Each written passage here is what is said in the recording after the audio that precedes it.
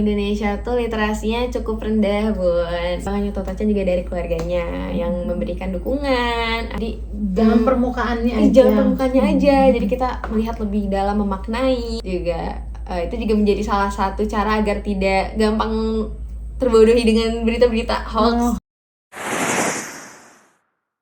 Hai, assalamualaikum warahmatullahi wabarakatuh. Kali ini anakku dapat tugas di sekolahnya, yaitu Sekolah High School Bandung, dan merupakan bulan ini itu bulan literasi. Jadi setiap anak siswa-siswi high school itu diberi tugas yang berhubungan dengan literasi. Nah, ada resensi buku, ada podcast, ada berdongeng, dan lain-lain. Nah, anakku ini memilih untuk podcast sama bundanya. Selamat menonton podcast kita. Izin perkenalkan, nama saya Rima. Saya merupakan bunda dari aku, Astuti Syaski Aditya, dari kelas 9. Oke, sebelum kita ngebahas buku-buku yang ada di depan kita ini ya, Bunda pengen tahu dulu nih, menurut kamu bulan literasi itu gimana sih? Menurut aku bulan literasi itu cukup challenging buat aku sih, Bun. Challengingnya kayak gimana tuh? Challengingnya tuh kayak mungkin kayak aku harus lebih banyak membaca, memahami, dan mungkin lebih mengimplementasikannya lagi gitu. Nah, setiap orang itu kan ya punya hobi ya. Menurut kamu salah satu hobi kamu itu membaca bukan sih? Bener banget dong, hobi aku tuh baca, makanya di sini ada tumpukan buku seperti itu. Oh gitu. Iya sih, emang bener sih, kamu senang banget baca, makanya sering ngerengek ya. Iya, sering ngerengek, minta ke toko buku, kalau nggak minta ke perpustakaan. Tapi kita belum sempet ke perpustakaan. Kemarin tuh kita baru ke Palasari, ke toko buku yang cukup legend tuh kalau di kota Bandung. Jadi banyak buku-buku yang lama, tapi jadi apa sih namanya itu? Buku lama tuh langka gitu ya. Tapi jadi huntingnya tuh seru banget gitu. Setuju. Nah, menurut kamu ya saya, anak muda sekarang tuh literasinya seperti apa sih? Waduh, bingung sih kalau menurut aku ya. Cuman dari yang aku baca dari berita, kalau emang Indonesia tuh literasinya cukup rendah, Bun. Masih kurang gitu. Cuman alhamdulillah sih di lingkungan terdekat, paling dekat aku, literasi bagus, jadi aku juga jadi terpengaruh gitu. Oh iya, kayaknya kamu itu di OSIS sekolahan itu ada klub ya, klub literasi. Nah, kamu di situ sebagai apa sih? Ya, aku jadi sebagai ketua di klub literasi itu. Ya syukurlah, aku sih support banget ya kamu jadi ketua di klub literasi. Jadi semoga bisa menularkan semangat literasinya ya. Benar. Kita lanjut buat langsung ngebahas buku-buku ini. Ini di depan ini ada buku apa aja sih? Ini ada Toto-chan, Gadis Cilik di Jendela. Ini ada Berani Tidak Disukai. Berani emang? Berani dong, aku berani tidak disukai. Terus ada How to Win Friends and Influence People in the Digital Age. Nah, terus ada Ras Kuasa dan Kekerasan Kolonial di Hindia Belanda. Berat sekali ya. Terus ada Magical Library, berhubungan dengan buku juga ya. Masih dengan buku. Nah, ini dia apa sih? Aku suka agak susah nih bacanya. Funicula. Funicula. Ini kayaknya waktu dulu kamu beli di itu ya? Online. Di online sampai berburunya sampai ke online ya. Benar. Karena itu masih awal-awal banget gitu ya. Gitu. Terus ada satu lagi Dunia Sophie, filsafat banget dan tebal sekali ya. Benar. Oke. Dari semua buku ini kira-kira mana buku yang bakalan kamu ceritakan nih di podcast kali ini? Tapi kalau aku bisa milih sih kayaknya aku bakal ngebahas ini sih. Ini, karena sampulnya nih, covernya. Sampulnya salah satu alasannya. Cover gitu ya? Hardcover. Oke. Boleh deh, kamu ceritain nih, ini buku ini tuh tentang apa dan semangat-semangatnya. Oke, baiklah. Jadi ini judulnya Toto-chan, Gadis Cilik di Jendela. Dan itu sebenarnya novel semi autobiografi gitu, yaitu dari penulis Tetsuko Kuroyanagi. Dan ini tuh juga menceritakan dirinya saat peperangan di dunia kedua peperangan dunia kedua. Oh, berarti di buku ini emang menceritakan si pengarangnya Iya, gitu ya? benar. Oh, gitu. Mungkin tapi ceritanya itu waktu dia masih kecil ya, karena ini kan ditulisnya itu gadis cilik gitu. Iya. Terus gimana isinya tuh? Ya, jadi ini tuh sebenarnya berlatar di sekolah, yaitu Gakue bentar lupa ya. lupa. Jadi itu tuh berlatar di mana ya? Sekolahan. Ya, sebuah sekolahan Tomogakuen yaitu. Nah, jadi di situ tuh sekolahnya unik juga, yang dipimpin oleh kepala sekolah Sosaku Kobayashi. Nah, jadi sekolah ini tuh sebenarnya cukup menggunakan pendekatan pendidikan yang sangat inovatif ya menurut aku. Unik gitu ya? Ya, unik. Dan itu juga mirip-mirip kayak Hayat sih, Bun. Jadi kayak iya. Karena keunikannya itu mirip Hayat. Iya, karena keunikan itu mirip Hayat. Nah, terus? Ya memang sekolah seperti itu cukup baru ya di zaman saat itu. Dia latar belakangnya di tahun berapa? Di tahun waktu berapa ya? Perang Dunia itu ya? Iya, waktu Perang Dunia. Wow, Perang Dunia aja ada sekolah yang seperti itu, keren ya? Iya, itu udah keren banget sih, bener-bener. Nah, lalu lanjut di tokoh utama, mungkin tokoh utama itu ada yang paling sering ditampilkan, yaitu ada Toto-chan. Nah, jadi Toto-chan tuh adalah seorang gadis kecil yang ceria, penasaran, dan suka banget mengeksploratif gitu. Dan karena dia suka explore dan sangat ekstrovert gitu ya, jadi dia tuh dianggap sebagai anak yang bermasalah. Seperti itu. Karena suka eksplorasi malah dibilang bermasalah. Iya, benar. Kalau zaman sekarang ya, di zaman aku dulu pun ya anak bermasalah itu disebutnya anak nakal. Oh iya, bener sih, bener. Mungkin dia juga disebut anak nakal nggak di cerita di buku? Dibilangnya sih anak bermasalah. Tapi ya gak jauh beda ya sama anak nakal ya, sama anak bermasalah gitu.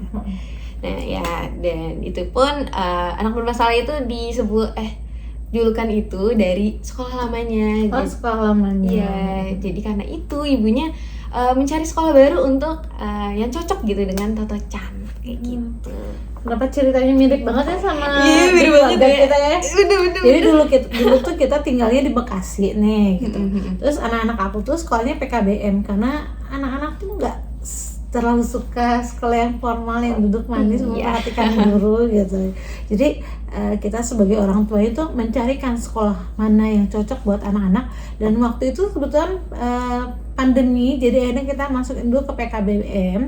Dan setelah itu akhirnya mencari dan ternyata nemuin satu sekolah tuh namanya High School. Jadi kita tuh pindah dari Bandung, dari Bekasi ke Bandung dan bersekolah di High School. Gitu.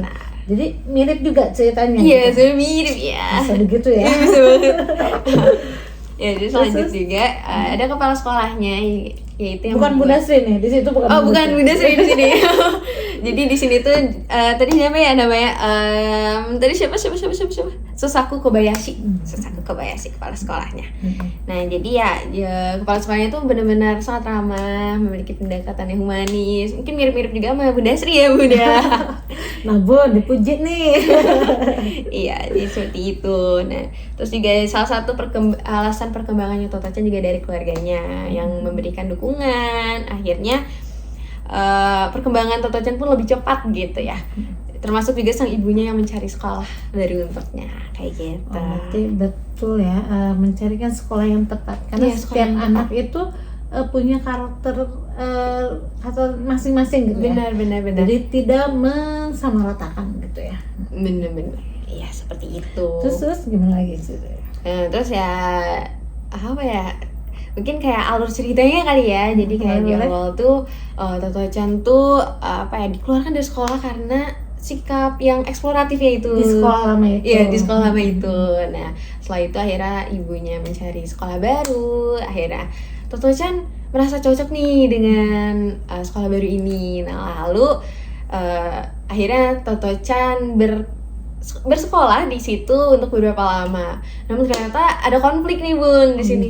Jadi karena dalam peperangan dunia kedua. Oh iya. Sekolah Tomogakuen ini terpaksa tutup, Bun. Udah diduga sih. Udah diduga ya.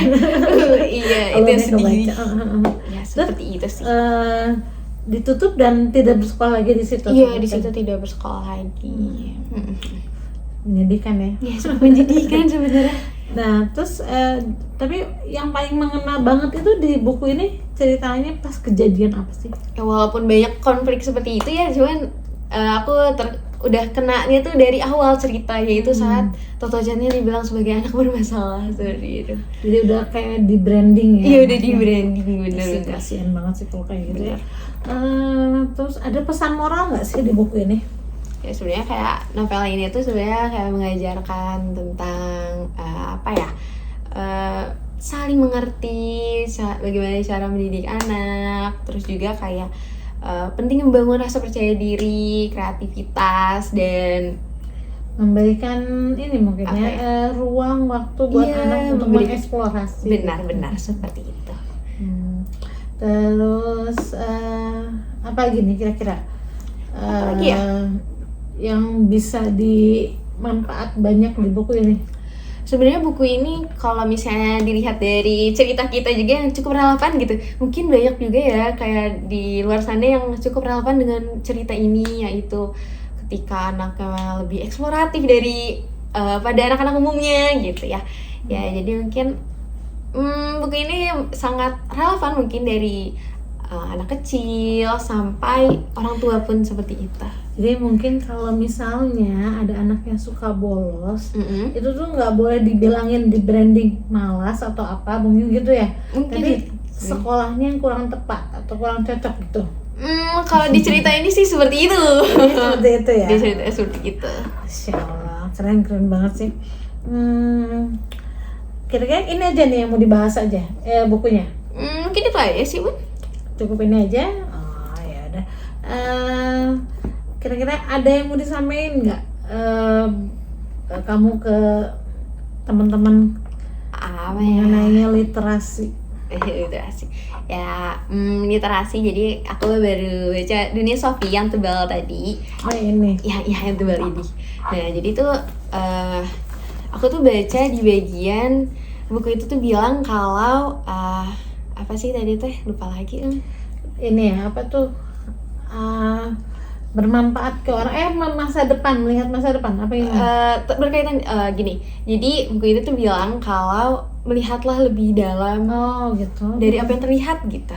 Jadi jangan permukaannya aja. Jangan permukaannya aja. Jadi kita melihat lebih dalam, memaknai. Kayak sebenarnya itu juga berkaitan juga ya dengan buku ini ya. Kayak kita saling mengerti itu kan memaknai ya. Terus juga itu juga menjadi salah satu cara agar tidak gampang terbodohi dengan berita-berita hoax juga. Ya. Apalagi zaman digital sekarang ini ya. Zaman digital sekarang. Anak-anak ini kalau misalnya ada berita apa, kadang ditelan mentah-mentah. Benar sekali. Tidak diolah dulu. Benar. Cuma dilihat dari permukaan. Tidak melihat mendalam. Mungkin juga termasuk kalau ada masalah di kehidupan. Iya. Jadi jangan melihat depannya dulu masalahnya apa. Benar. Tapi lihat kalau di agama kita tuh ada hikmah. Hikmahnya. Lihat hikmah di balik masalah ini gitu kan ya. Iya, benar. Menarik ya. Yes. Jadi menurut kamu sangat penting membaca literasi itu? Sebenarnya menurut aku sangat penting sih membaca, memperluas wawasan juga ya, terus juga memperluas pandangan gitu. Setelah membaca tuh aku merasa pandangan aku tuh baru lagi ke dunia. Seperti itu. Makanya dari pesan dari Bunda ya tetap semangat, karena belajar itu tidak ada, termasuk untuk diri Bunda sendiri gitu ya, bahwa belajar itu tidak terbatas waktu gitu. Kehidupan adalah sepanjang masa ya, sepanjang masa itulah belajar gitu.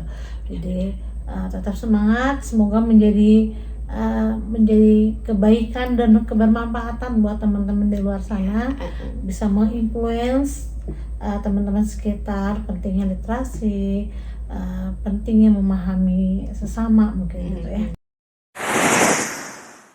Paling itu aja ya? Ya paling itu aja sih dari Ada lagi, yakin? aku udah nggak ada. Cukup, oke. Sekian podcast kita yang mungkin nggak tahu nih namanya podcast apa, yang jelas Podcast apa nih? podcast dadakan mungkin Iya, ya. podcast dadakan. Tahu bulat dong. Iya, dadakan. tahu bulat. Enak sih ya kalau tahu bulat. Ya Yes. semoga dengan enaknya tahu bulat podcast ini juga enak dan bermanfaat buat teman-teman semua. Terima kasih banyak sudah menonton. Assalamualaikum warahmatullahi wabarakatuh. Dadah.